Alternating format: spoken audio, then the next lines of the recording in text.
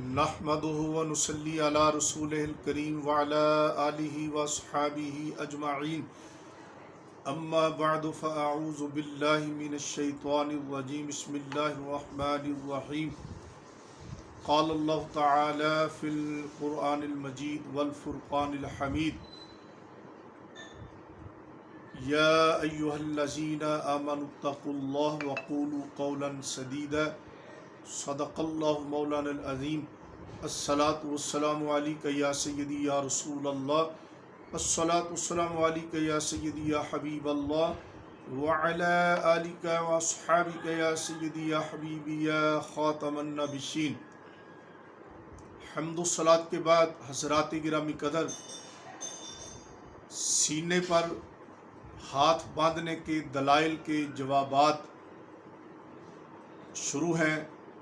اس کا پہلا کلپ آپ نے سماعت فرمایا، جس میں حضرت وائل بن حجر رضی اللہ تعالی عنہ کی حدیث بطریق ابن خزیمہ جو مروی ہے، اس پر آپ نے مفصل کلام اصول حدیث کی روشنی میں سماعت فرمایا۔ اور سینہ نماز میں سینہ پر ہاتھ باندھنے کے جو دلائل ہیں، ان میں ایک حدیث حضرت حلب رضی اللہ تعالی عنہ کی بھی پیش کی جاتی ہے۔ یہ حدیث مسند امام احمد بن حنبل میں ہے، اور اس کی سند اس طرح ہے: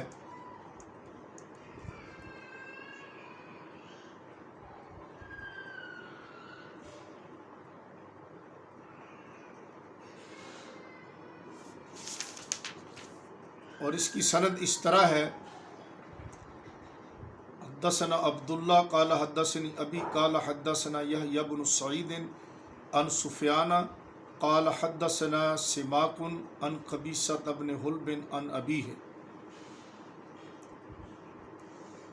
حضرت قبیصہ بن حلب رضی اللہ تعالیٰ عنہ اپنے والد حضرت حلب رضی اللہ تعالیٰ عنہ سے روایت کرتے ہیں۔ آپ نے فرمایا: رأیت النبی صلی اللہ علیہ وسلم، میں نے نبی پاک علیہ السلام کی زیارت کی، ینصرف عن یمینہ و عن یسارہ، نبی پاک علیہ السلام اپنی داہنی اور بائیں جانب حضور علیہ السلام بعض اوقات پھر جاتے تھے۔ رأیتہ یضع ہذہ علی صدرہ، اور میں نے آپ صلی اللہ علیہ وسلم کو دیکھا کہ آپ نے یہ ہاتھ سینے پر رکھا۔ ووصف یحییٰ الیمنی علی الیسری فوق المفصل، اور اس حدیث کے راوی جو یحییٰ ہیں، انہوں نے یہ وصف بیان کیا کہ نبی پاک علیہ السلام نے داہنا دست مبارک بائیں دست مبارک پر جوڑ کے اوپر رکھا۔ تو اس حدیث میں بھی سینے پر ہاتھ باندھنے کا ذکر ہے۔ تو سینے پر ہاتھ باندھنے کے جو قائلین ہیں، وہ اس حدیث کو بھی اپنے دلائل میں پیش کرتے ہیں کہ نماز کی حالت میں نبی پاک صلی اللہ تعالی وسلم سے یہ بات ثابت ہے کہ آپ صلی اللہ تعالی وسلم سینے پر ہاتھ باندھتے تھے۔ اس کے متعلق گزارش یہ ہے، پہلی بات کہ اس میں نماز کا ذکر نہیں ہے۔ ذکر ہے کہ آپ صلی اللہ علیہ وسلم دائیں اور بائیں جانب پھرتے تھے، اور یضع ہذہ علی صدرہ، کہ اپنے اس کو یعنی ہاتھ کو سینے پر رکھتے تھے۔ تو دائیں بائیں پھرنا، اور یہ یقیناً نماز کی حالت نہیں ہے، یہ نماز کی باہر کی حالت ہے۔ تو نماز کے باہر سینے پہ ہاتھ رکھنا، یہ تو ماں بہن نزاع بات ہی نہیں ہے۔ اگرچہ اس میں نماز کا ذکر نہیں ہے، نماز کی حالت کا ذکر نہیں ہے، لیکن پھر بھی کیونکہ مجوزین اس کو اپنے دلائل میں پیش کرتے ہیں، تو اسنادی اعتبار سے بھی یہ روایت ضعیف ہے اور قابل استدلال نہیں ہے۔ اس کی سند میں ایک راوی ہے سماک بن حرب۔ سماک بن حرب کے بارے میں یہ میرے پاس ہے امام ذہبی علیہ رحمہ کی میزان الاعتدال جلد نمبر 2 ہے، مکتبۃ الاسریہ سانگلہ ہل کی مطبوعہ ہے۔ امام ذہبی رحمۃ اللہ علیہ سماک بن حرب کے بارے میں تعدیل اور جرح دونوں ذکر کرتے ہیں۔ جو تعدیل اس کے بارے میں وارد ہے میزان الاعتدال میں، وہ یہ الفاظ ہیں: صدوق صالح من اوعیۃ العلم مشہور، اور پھر امام ابو حاتم علیہ رحمہ سے اس کا ثقہ اور صدوق ہونا یہ بیان فرمایا۔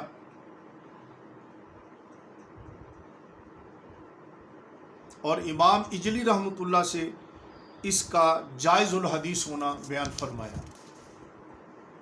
تو یہ اس کے بارے میں تعدیل کے الفاظ منقول ہیں: ثقۃ، صدوق، صالح، جائز الحدیث وغیرہ۔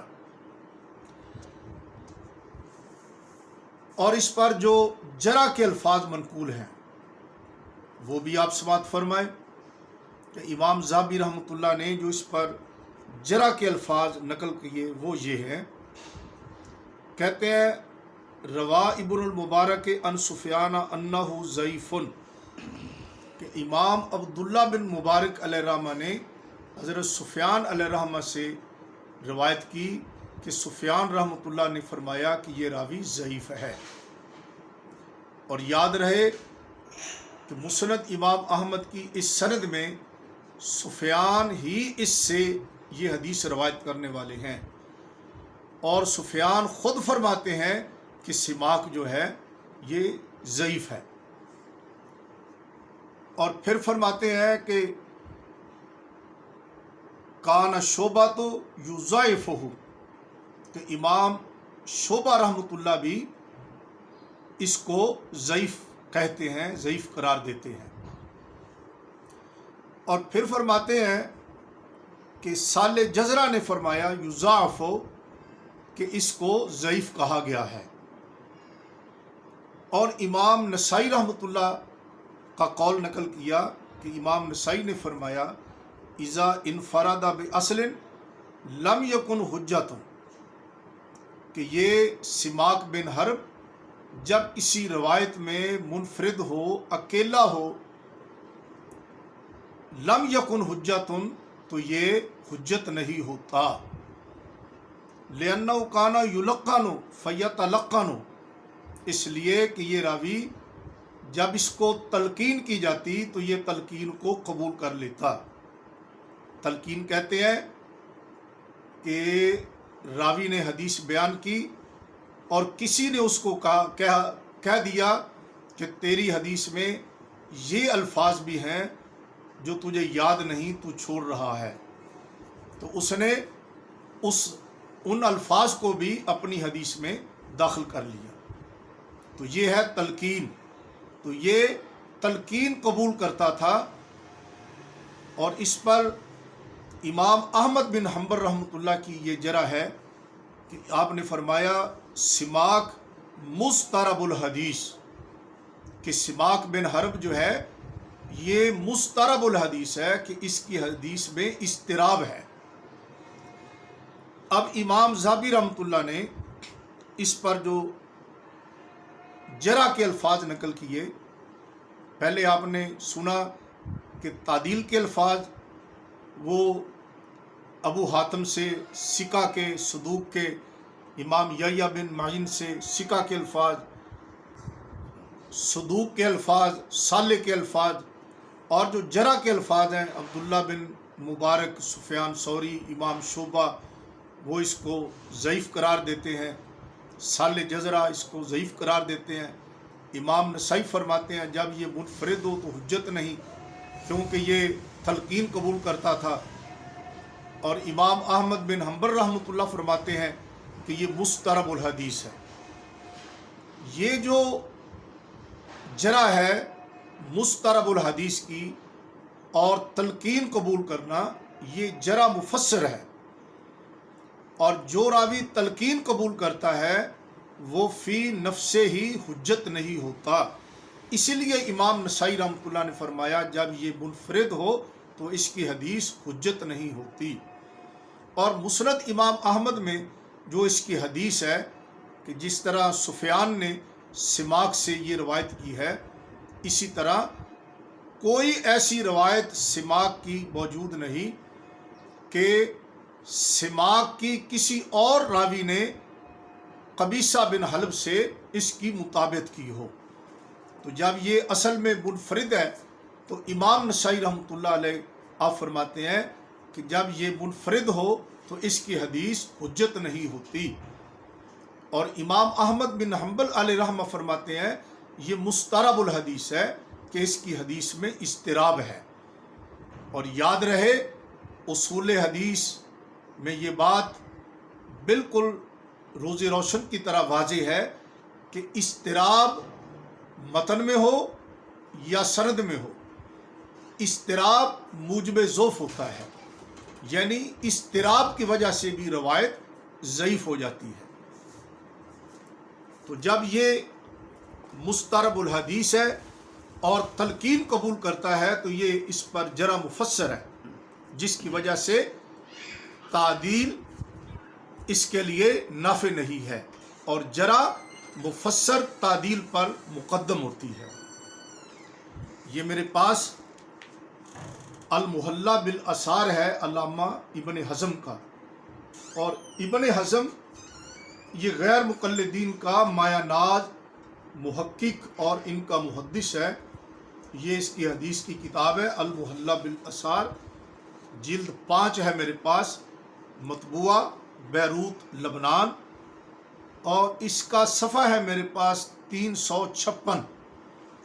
علامہ ابن حزم سماک کی ایک مروی حدیث کے بارے میں سماک بن حرب کا گفتگو کرتے ہوئے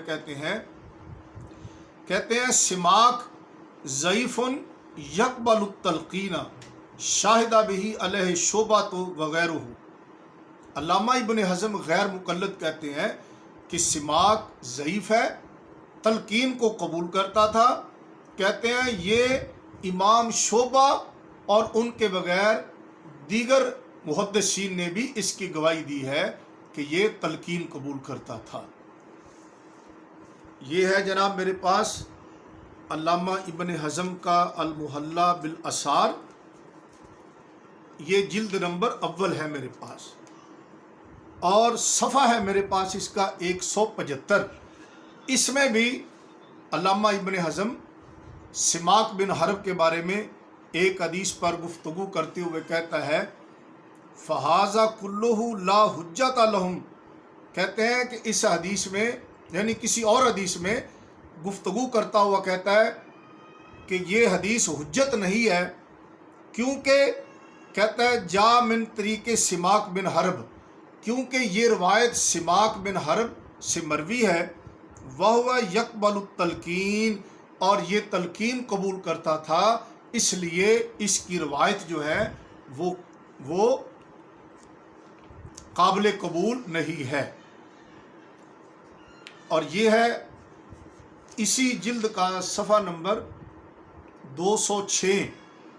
اس پر بھی ابن حزم نے ایک حدیث اس لیے رد کی کہ اس کی سند میں سماک بن حرب ہے۔ کہتا ہے فَأَمَّا الْحَدِيثُ الْأَوَّلُ فَرِوَایَةُ سِمَاک بن حرب وَهُوَ يَقْبَلُ التَّلْقِينَ شاہد علیہ بذالک شعبہ وغیرہ۔ کہتا ہے کہ اس کی سند میں سماک بن حرب ہے اور وہ تلقین قبول کرتا تھا، اور یہ امام شعبہ وغیرہ کی گواہی ہے۔ اور پھر ابن حجر کہتے ہیں وَهَذِهِ جَرَحَةٌ ظَاہِرَةٌ، کہ یہ تلقین قبول کرنا یہ بالکل ظاہر باہر کھلی جرح ہے، یعنی یہ کوئی مخفی جرح نہیں بلکہ یہ کھلی ظاہر باہر جرح ہے کہ جس کی وجہ سے حدیث درجہ صحت سے ساقط ہو جاتی ہے۔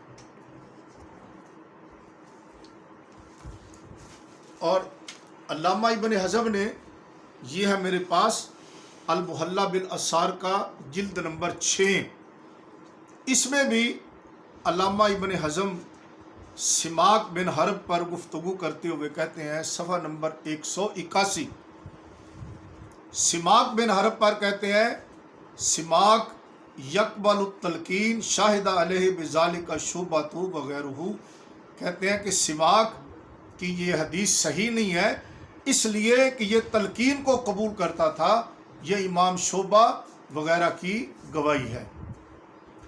اور اسی کا صفحہ نمبر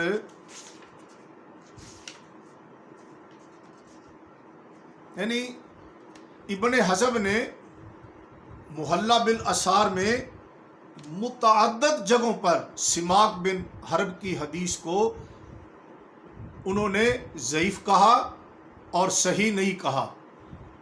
ایک جگہ کہا کہ یہ صحیح نہیں ہے، ایک جگہ کہا کہ یہ ضعیف ہے، کیونکہ یہ تلقین کو قبول کرتا تھا۔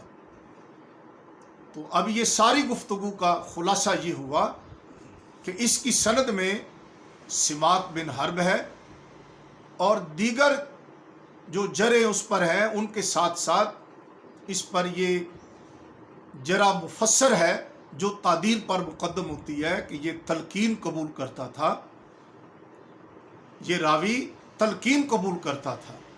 اور امام احمد بن حنبل رحمۃ اللہ کی جرح کہ یہ مسترب الحدیث ہے، اور راوی کا مسترب الحدیث ہونا یہ بھی اس کی روایت کو ضعیف کرتا ہے۔ اضطراب ہوتا ہے کہ راوی حدیث کبھی روایت کو کس طرح بیان کرتا ہے، کبھی کس طرح بیان کرتا ہے، تو اس کا اضطراب یہ موجب ضعف ہوتا ہے، اس طرف اشارہ ہوتا ہے کہ یہ روایت کو صحیح طور پر روایت کا ضبط نہیں کر سکا، اسے صحیح طور پر اپنے ذہن میں محفوظ نہیں رکھ سکا۔ تو اضطراب بھی اس میں ہے کہ یہ موجب ضعف ہے، پھر یہ تلقین قبول کرتا تھا، اور عبداللہ بن مبارک، سفیان ثوری اور امام شعبہ وہ تو صراحتاً کہتے ہیں کہ یہ ضعیف ہے۔ اور امام نسائی رحمۃ اللہ نے بڑی اصولی بات فرمائی کہ جب یہ منفرد ہو تو یہ حجت نہیں ہوتا۔ اور ابن حزم نے المحلہ بالآثار میں متعدد جگہوں پر کئی جلدوں میں سماک بن حرب کی حدیث کو رد کیا، تلقین کی وجہ سے اور اس کے ضعیف ہونے کی وجہ سے۔ تو حدیث حلب رضی اللہ تعالی عنہ، پہلی بات اس میں نماز کا ذکر نہیں ہے۔ دوسری بات برسبیل تنزل، اگر ہم تسلیم کر لیں کہ اس میں چلو وہ نماز کے ہی متعلق ہے، تو پھر بھی اس کی سند جو ہے وہ انتہا درجے کی ضعیف ہے، وہ نہ صحیح کے درجے میں ہے نہ حسن کے درجے میں ہے۔ اگر اس پر جرح مفسر نہ ہوتی تو پھر ایسا راوی جس کی تعدیل مروی ہو اور اس پر جرح مبہم ہو تو پھر اس کی حدیث درجہ حسن سے کم نہیں ہوتی، لیکن کیونکہ اس پر جرح مفسر ہے اس لیے اس کی جرح مفسر تعدیل پر مقدم ہے، تو اس کی حدیث نہ تو صحیح ہے اور نہ ہی درجہ حسن میں ہے، بلکہ ضعیف ہے۔ اور ضعیف روایت سے کوئی سنت ثابت نہیں کی جا سکتی اصول حدیث کی روشنی میں۔